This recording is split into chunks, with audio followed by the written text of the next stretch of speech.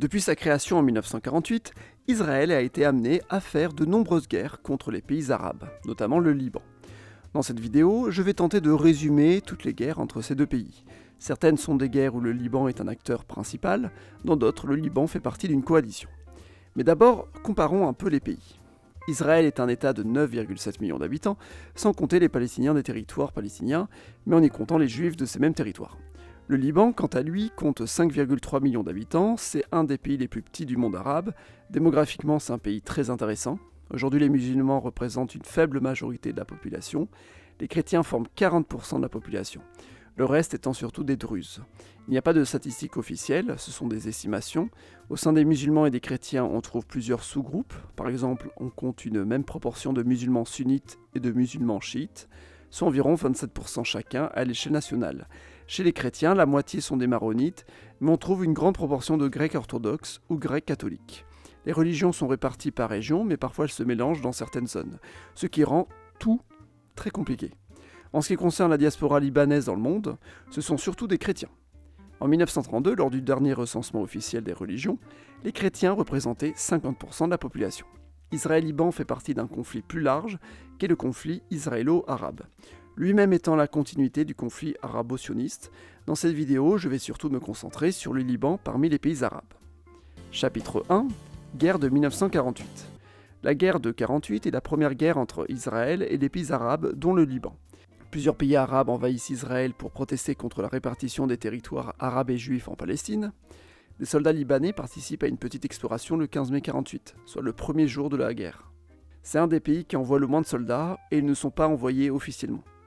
Aussi parce que le Liban est un des pays arabes les moins peuplés. En octobre 1948, Israël envahit le sud-Liban lors de l'opération Hiram. La région culturelle qu'on appelle la Haute-Galilée est annexée par Israël lors de cette opération. Cette région devait faire partie de la Palestine arabe à l'origine. En 1949, le Liban et Israël s'accordent sur les frontières. La frontière d'avant-guerre pour le Liban est maintenue. Chapitre 2 – Les autres guerres arabes. 3 autres guerres israélo-arabes ont eu lieu. En 1956, c'est la guerre de Suez, mais l'Égypte est le seul pays à lutter contre Israël dans cette guerre.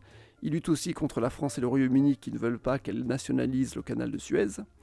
En 1967 a lieu la guerre des 6 jours. Suite à un blocus mis en place par l'Égypte, Israël attaque plusieurs pays arabes dans une guerre éclair.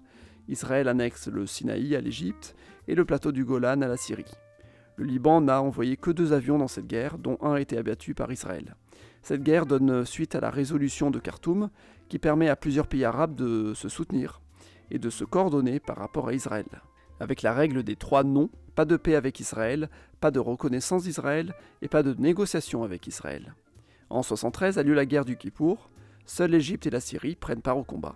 Le Liban n'a pas vraiment participé à la guerre, il a cependant offert une aide logistique à la Syrie.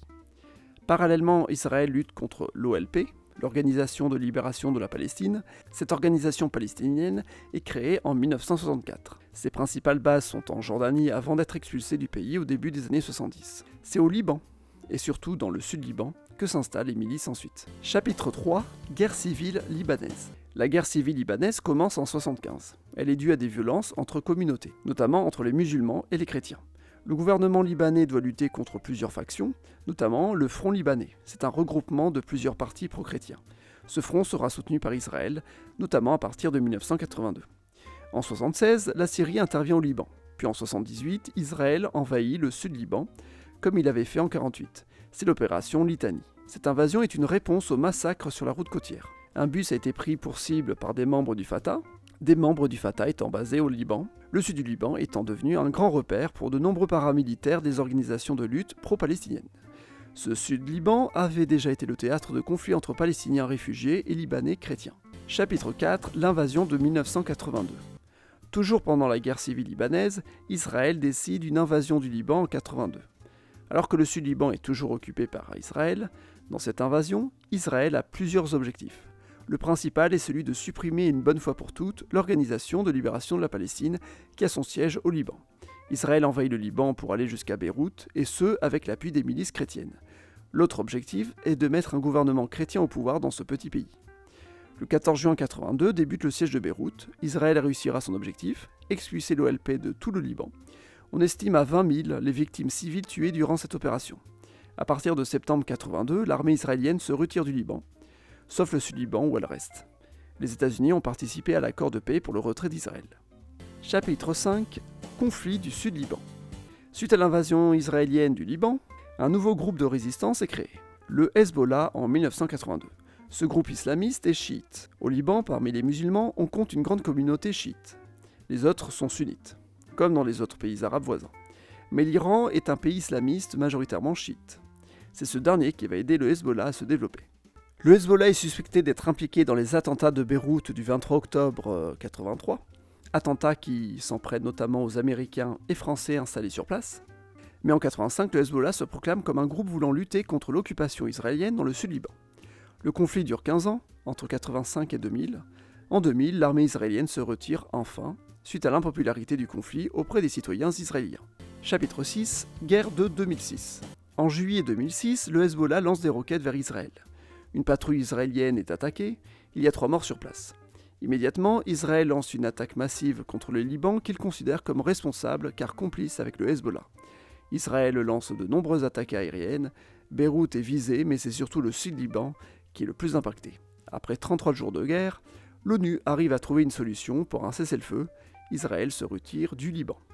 Chapitre 7. Guerre Israël-Hezbollah. Entre 2006 et 2023, il y a eu de nombreux incidents frontaliers entre le Liban et Israël. Le 7 octobre 2023, le Hamas, provenant de Gaza, mène une attaque de grande ampleur en territoire israélien. Le lendemain, le Hezbollah lance des roquettes depuis le sud-Liban. Pendant plusieurs mois, il y a une escalade du conflit avec de petites attaques sporadiques. C'est en septembre 2024 que le conflit prend une ampleur bien plus grande, annonçant une véritable guerre entre Israël et le Hezbollah.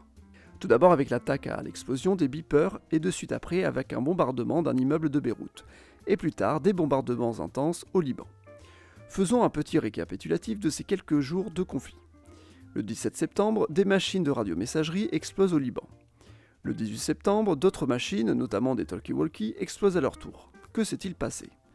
Quelques mois avant l'attaque, le Hezbollah avait conseillé à ses membres d'utiliser des beepers ou talkie-walkie pour communiquer plutôt que des téléphones modernes.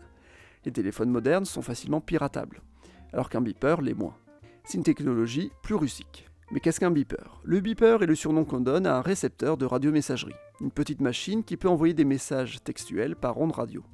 Ces boîtiers ont été popularisés dans les années 90, peu de temps avant que les téléphones portables prennent le flambeau. Mais comment Israël aurait-il pu faire exploser ces beepers à distance ? La raison la plus probable est qu'ils ont été piégés avant d'être vendus à Hezbollah. C'est la société Gold Apollo qui vend ces émetteurs. C'est une société basée à Taïwan. Gold Apollo fait construire ces récepteurs par une entreprise basée en Hongrie, BAC. Cette entreprise fabrique les machines en utilisant, avec autorisation, la marque taïwanaise. Sauf que BAC Consulting ne semble pas pouvoir fabriquer elle-même ses produits. Elle est juste basée en Hongrie. Il se peut que cette société ne soit qu'une société écran créée par les services secrets israéliens. Christiana Barsoni Archidiakono, la PDG hongroise d'origine italienne, a été arrêtée. Une piste soupçonne que la société Norta Global en Bulgarie ait pu participer à la conception des engins. Société elle-même fondée par un Norvégien d'origine indienne en 2022. Sorinson José est porté des disparus depuis l'attaque. Ces attaques ont causé la mort de dizaines de personnes, de manière aléatoire car ce sont des engins piégés. Le 20 septembre, Israël prend pour cible un immeuble résidentiel de Beyrouth où seraient présents des membres du Hezbollah, causant la mort d'une 50aine de personnes, la plupart des civils. Le 23 septembre, Israël commence à lancer des bombardements sur le Liban. Le quartier général du Hezbollah est visé le 27 septembre et son chef est tué le même jour. C'est Hassan Nasrallah, qui était le secrétaire général du Hezbollah depuis 1992. Il avait participé à la libération du Sud-Liban, en faisant partir l'armée israélienne en 2000. Conclusion. La guerre ne fait que commencer, mais tout porte à croire qu'on a affaire à un véritable nouveau conflit entre Israël et le Liban qui va durer plusieurs semaines ou plusieurs mois. Ce conflit entre Israël et le Hezbollah s'inscrit aussi dans une guerre froide plus grande, qui est celle entre Israël et l'Iran. En effet, l'Iran finance le Hezbollah, qui est en guerre contre Israël. C'est donc une guerre par procuration entre ces deux pays du Moyen-Orient. Mais pour le moment, si l'Iran envisage d'attaquer directement Israël, c'est une coalition autour des États-Unis qui risque de rappliquer.